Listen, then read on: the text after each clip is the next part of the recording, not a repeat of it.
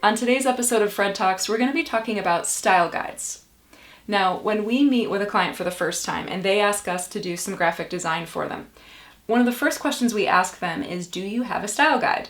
And if they say yes, we say great. If they say no, we often suggest that we walk through the steps of making one because we think it's that important. So what is a style guide? A style guide is one set of rules for any graphic designer, whether they're on your internal team or a freelancer or they're with an agency like ours. It provides them with the foundational elements of your brand. So that can mean different logo files that you use. What proportion are those logos? What color are those logos? How does that logo work on different backgrounds?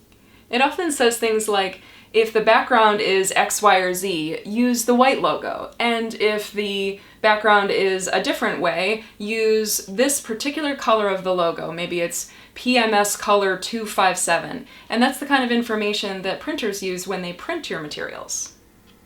Style guides also offer preferred font selections.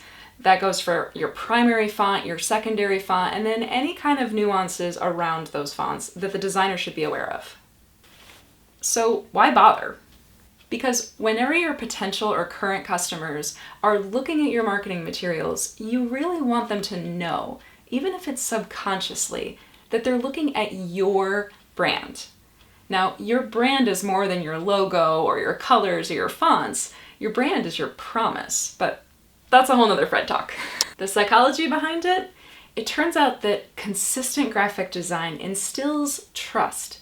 It's why so many people invest in it and then maintain it. So if you don't have a style guide, go get one. And we'll see you next time on the next episode of Fred Talks.